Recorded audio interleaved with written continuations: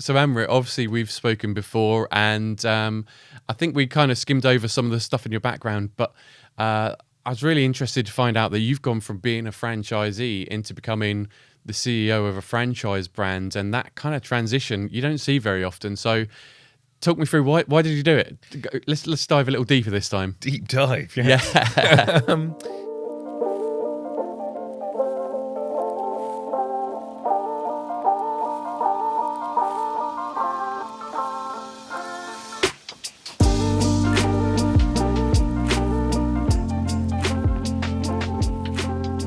I think there was a lot of things. I have always been interested in business and the mechanics behind businesses. And I think being a franchise already allows you to kind of look at that and scratch the surface.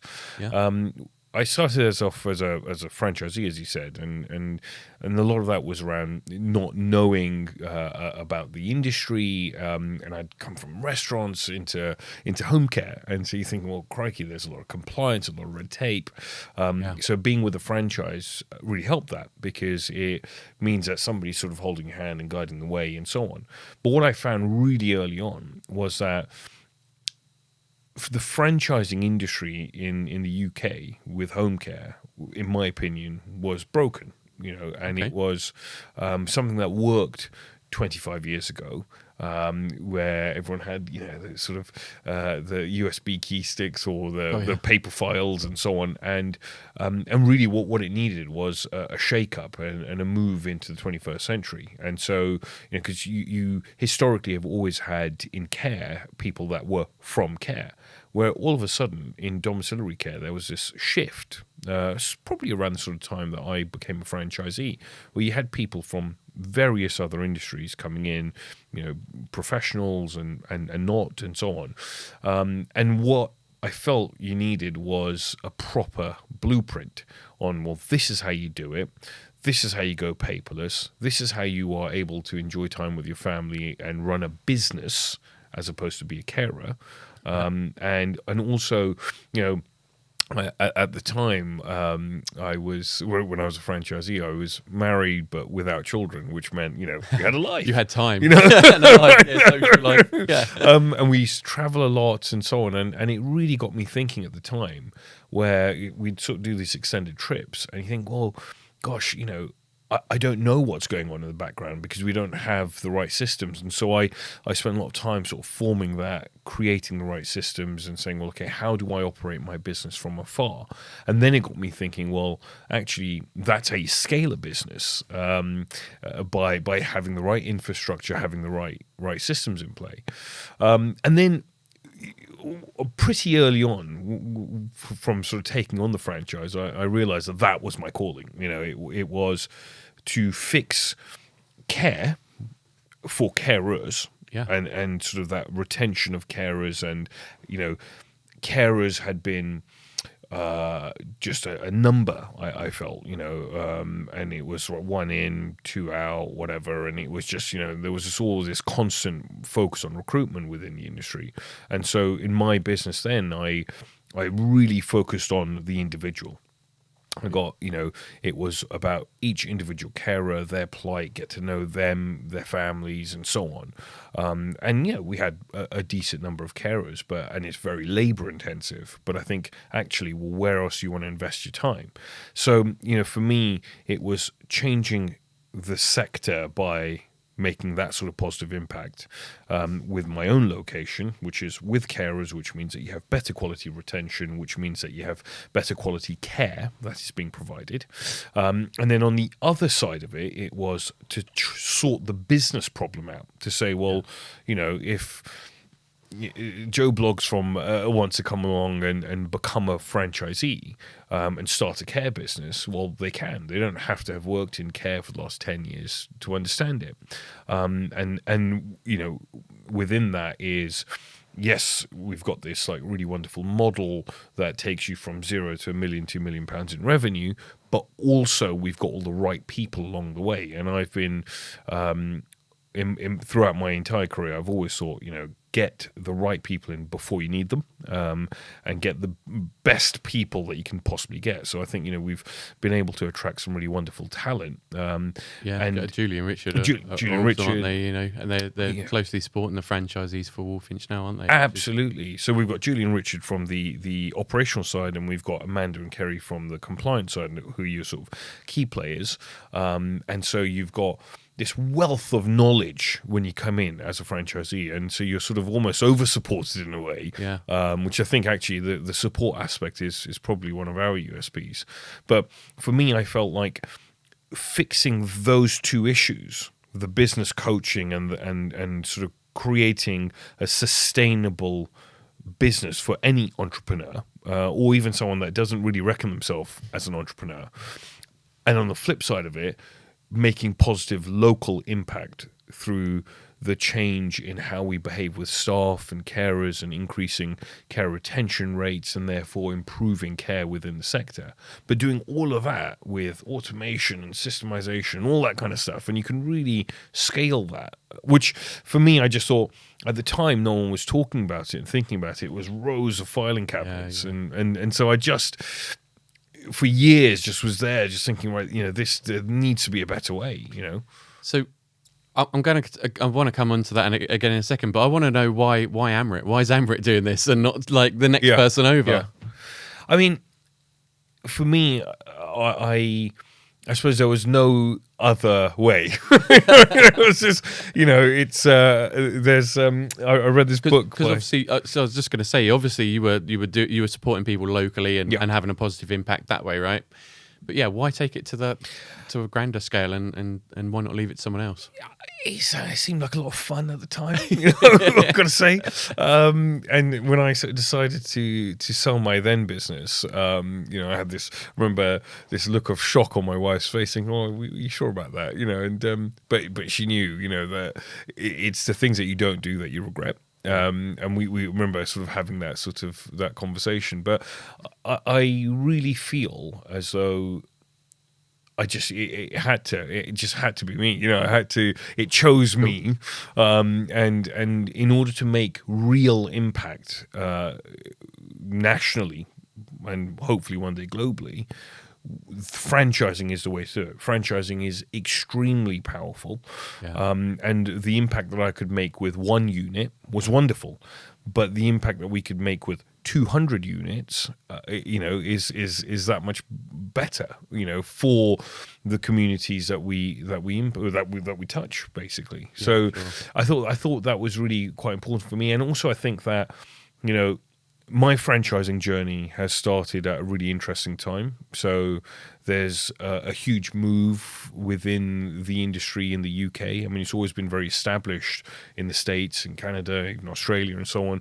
Whereas in the UK, I think, franchising hasn't necessarily had a great reputation, which I think, people like Pip Wilkins, with all the changes happening at the BFA right now, are really helping support that change. There is community that is being created, and also I think franchisors have got smart. We're saying a lot of no's actually within the industry. It's not just I have a pulse and a checkbook. It's now saying, well, are you right for the brand? Do the values fit both ways? And is this going to be a sort of long-term journey or not? And I think it's because that makes it successful, right? If everybody's on board and rowing in the same direction, Absolutely. It makes it so much more successful. Yeah. So I've spoken to lots of franchise brands. I work within the industry, and what a lot of them want is people with specific backgrounds. They want them to have come from a director level background because they're a consulting franchise, or they want them to, perhaps have had something within the childcare industry because they're a kids activity brand. You on the last podcast that we did, our last conversation we had, you said to me that literally you want it to be so that anybody can come in, follow the systems and processes that you've laid out in Walfinch, and can run a business that's successful. Is that realistic? I mean, I think so. I wonder, can I run it? You know, Yeah. does it? Would it work for me? I mean, look, I'll if this is a pitch, and I'll. This is the interview. Yeah. Is this why I've been called here? So, no, I think I think it's super realistic. If I look at the type of franchisees that we've got people from various different backgrounds. Now, in a way, actually, it's quite useful when someone's not from a care background, because you can sort of teach them the Walfinch way from the beginning, rather than unlearning some of the things that they've been doing. And I remember years ago, and this is on a sort of micro level, when I was running a one unit in Oxfordshire. I hired these really lovely carers, and they'd come from another company that did lots of 15-minute calls. We never did any of them. And they would just blast through all the visits. And I sort of sat them down and said, listen, it's an hour's visit. You booked in for an hour. Yeah. And she's like, yeah, but get it done in 10 minutes and move on to the next one. And I was like, but the whole point of it is, the task might be 10 minutes, but the time that you spend with Mrs. Jones or whoever it is invaluable. That 1 hour, she might not see anyone else for the rest of the day. Yeah. And it's that kind of re-education. And interestingly, it took me more time to work with that particular carer to reframe the thinking than it would have from someone that had no care background. And I think us doing the same thing with business owners, actually, and saying, well, okay, I've come from a retail background, moving into care, it's how do I run a business off my mobile phone? Well, great, I do it by following the system. And I think there's I was recently on a webinar with the writer of the E-Myth, Michael Gerber, and he was sort of talking about following the system, and that is it. McDonald's are McDonald's because everyone follows the system to a T, and that, if you can do that. And my job is really constantly looking at the system and saying, okay, well, that bit could be better. Let's go off and fix that. Let's go off and make that, B into an A star, and so on, and constantly looking at, how we improve it, how we take it to the next level, and making it so that you can consume the data however you want to consume data. So as a franchisee, whether it's video content, whether it's reading prose, whether it's presentations, whether it's workshops, we've got it all there to say, well, okay, we'll get the messaging across to you however you want, as well. And it's just, it's that. That's good. That works for me. I prefer video. I bet. I can't read too much text. It's too heavy. But yeah, it's great that you're kind of offering it to people in different ways, because everyone has a different learning style and things like that. But the thing that I found interesting, what you were saying there, was that you're improving the processes so that they don't have to. Yep. Now, being a business owner myself, I'm forever looking at how can I improve my business, and I'm doing that rather than delivering on the service that I'm providing to clients. And it's a constant battle over my time as to where do I go. Yeah, that's something I've really realised or value now about the franchising system, is that franchisors like yourself can move things forwards for you, for the franchisees. So what I want to find out from you now then, Amrit, is what are the future kind of plans for Walfinch? Where are you looking to head, and how are you going to kind of work out how to get there yourself? Yep. Great question. I'm a big fan of traction and EOS model, Gino Wickman. Yes, yeah. And so I've often sort of worked backwards from there, and you have that 10-year goal, which is that big, hairy, audacious goal. Yeah. And then you break it down into where are we in 3 years' time, and what are we doing in a year from now? And so one of the things that the team and I are working on at the moment, and you sort of lock yourself in a room for a few hours and say, right, okay, well, where do we want to be in 3 years' time or 10 years' time? Who do we need to get there? And what's the wish list? Working all the way down to, well, what do we need to do today in order to get there in 10 years' time? And I think, for us, the big goal is really 200 locations around the UK, turning over £200 million in revenue, and really creating massive positive impact to carers, and therefore also to our service users. And I think breaking that down further is looking at the compliance piece and saying, well, how do we get a majority of our locations to outstanding rating with the CQC? And actually, we're very interested in looking at the international market as well, and just carrying on that kind of growth journey. And the key for me is really surrounding yourself with the right people. So I've really worked hard on making sure we've got excellent people that are team players, that live the values of Walfinch and are able to go off and do things even better than I can. And I think I'm blessed with having such a wonderful team, and it's about saying, well, who is the next person and the next person and so on, and growing that accordingly to have the right people to get us there as well. So I think that's it, and working with our franchisees to constantly develop ourselves and constantly help them develop, because I think investing in yourself is actually investing in your business. So really sort of getting that journey, and we're doing a lot of face-to-face workshops with our franchisees and so on. And we recently had something with Barclay Harris from Sandler Training, which was great. Yeah. And very well-known trainer. Yeah, phenomenal guy. I mean, even I was sort of sitting there, and my mind was blown. And and we the franchisees that came along really enjoyed the day and went back and implement, even if you implement one thing. But for me, it's doing all of that really regularly. So, and that will then help us get to where we want to get to, and just keep attracting the right type of people. Cool. So what do you do in your personal life in terms of personal development then? Because obviously that's kind of Walfinch related, but Are you developing yourself as well? Do you have time for that? I think you have to make time for that. I'm a big believer in life that we've got ample time for anything that we want time for. I pretty much make it home for bath time every day because I've got time for it, right? And it's important to me, so I make it work. So I've got 2 young children, so spending a lot of time with them. Is How old are they? 1 and 3. So really in the thick of it Young. there, but it's great fun, and that's really a joyous part of my day. I think in terms of the learning aspect, I've always thought actually both time and financial investment within that. I think investing 10% of your earnings into learning and developing yourself is great, whether that's through coaching and mentoring. So I've always, I say always, but probably at least for the last 10 years, had some sort of coach along the way.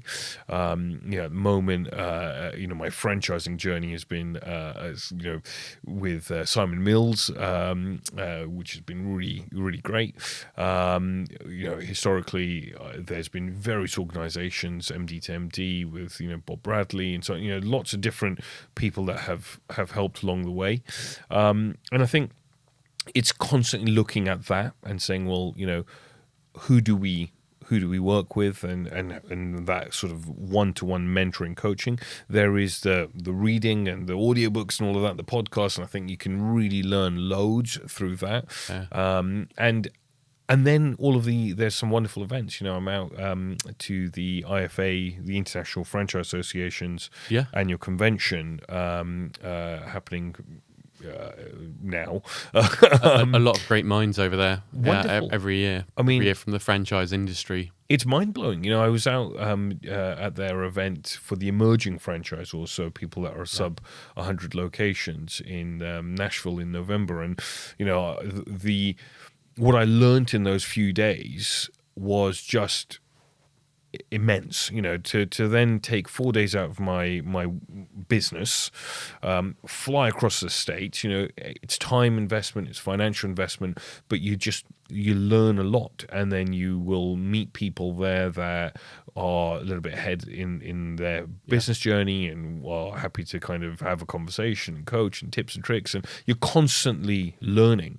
So for me, it's about consuming it from every which direction and actually going in with your ego at the door and saying, well, I know nothing, always, and please teach me, because you might learn something from the cleaner, and you just go in with an open mind. Everyone's going to know something that you don't, and just soak it all up. And the great thing about being part of that franchising community is that actually everybody's willing to share and support each other because they know what you're going through. They've seen they've seen the struggles themselves and know what it's like to perhaps not have that support there. So they're always willing to share and help, which I think is awesome. And it sounds like you're surrounding yourself with the right people. But I want to find out, how are you finding those right people? Because as an ex-recruiter, that's what I used to do.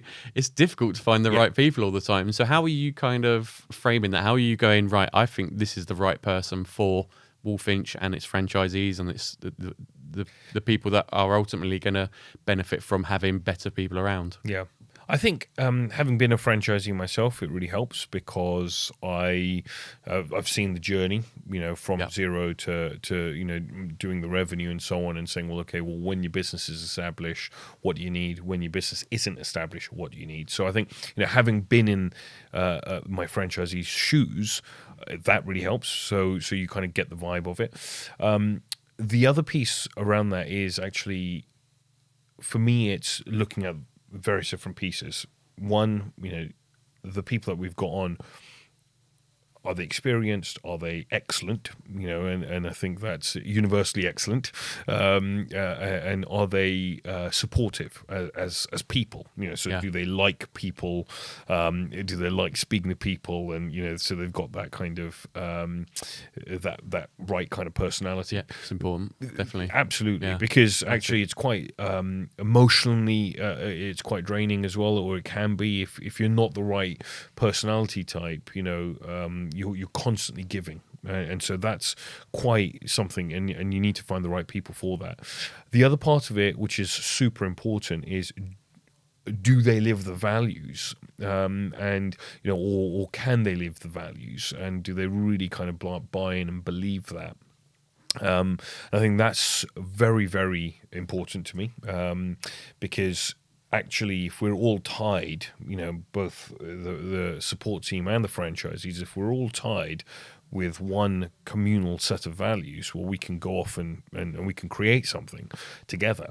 And I think, really thinking about, so the sort of people that we've got now are people that have come from much bigger organizations, and they've had a journey already, from care, from elsewhere as well, but I think that whole part of it is really useful, because actually you've then got somebody here that says, well, okay, Amrit, this is great here, but we need to start thinking at 100 locations, we need to be thinking about this over here, so maybe we should be implementing that today, and so we're ready for that, and so on. And so you've got forward thinkers, and people that are willing to look ahead and think about that 10-year goal.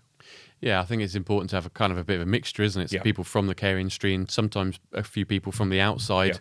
Those minds coming together can really have a positive impact. Like you say, people that have already experienced it, and people that are coming in with new, fresh ideas. But I've always found, I'm going to push you a little bit more here, because I've always found it's the personality, sometimes the culture fit, that's difficult. So how are you kind of assessing that? So we do various things. We do, your personality tests and so on. I've always been a very big believer in my gut as well.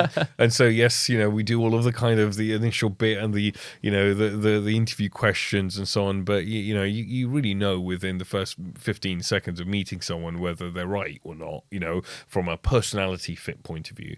After that, it's all about, well, okay, you can ask all of the poignant questions, but if they don't fit, and the chemistry isn't there. I mean, for me, chemistry is just so important. And I always try to ask all the same things and score everyone, because you've got your criteria there to sort of assess whether it's someone from the support team or whether it's a carer, and everything in between. But you've got criteria that people need to meet, but you get a gut. You get a gut feeling, and you want to ask all the same stuff so everyone's got the same opportunity, but sometimes there's just chemistry there. And I look at the people that we've got around us right now, and there's all of the right chemistry.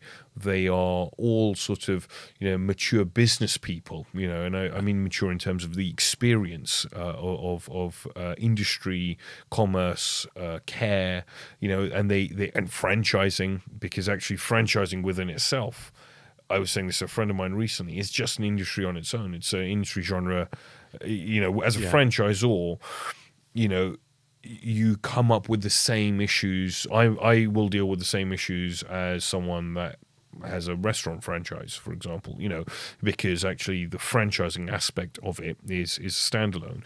And so people that understand that, and the unit economics are what they are, but as a franchising business, we are there to support the franchisees. And I've always been a big believer in being sort of a servant leader. And so it's really saying, well, okay, it's not just my opinion, and if I've got these excellent people, well, understand that, and understand what that means. And what that means is they might say something that I think, well, actually, that's a bloody good idea, and be okay with that. That's brilliant. You want people that are better than you, because then the business becomes a living thing on its own. It succeeds you, which is wonderful, Yeah, I think, like you said before, you can't know everything, right? No. And there's people out there that know more than you in certain specific areas of it. So it's it's like I think they call it a growth mindset, don't they? Absolutely, for leaders, rather than controlling everything and making sure people do it how you want them to. Yeah. Allowing them to come to you with solutions, and then embracing them and make, well, as long as they're right for the business. But and that's it. And you learn very quickly whether someone's right for the business or not. And I think that hire slow, fire fast kind of attitude, which I was rereading Good to Great recently, and the whole piece is really around getting the right people around you, and talking about, well, okay, rigorous and ruthless. Is it ruthless to let someone go when they're not right, or is it rigorous, and is it rather ruthless to let them carry on for 3 years, and sort of let that whole sort of thing unfold slowly? And so I think and that whether it's a carer, whether it's a manager, whether it's someone from the support team, you sort of know that, don't you? And it's being honest with yourself as a leader. I think you have to hold that mirror up regularly. Unfortunately, as tough as it can be. So well, with the ambitions you've got, you've got to look at yourself, haven't you? Yeah, and your role is going to change as the numbers increase. So absolutely, and you've got to be okay with it. And for me, I just think, well, it's fun, and it's got to stay fun, and that's paramount, and that's one of our values. But actually, does it work? And you've got to get the right people, and that's it. Awesome. Can I be part of the Walfinch family? Absolutely. Do I pass the test? Absolutely. You pass the mum test. One day, one day, once I've got the finances in place, hey? But yeah. Oh, yeah. Well, I'll give you a call. Awesome.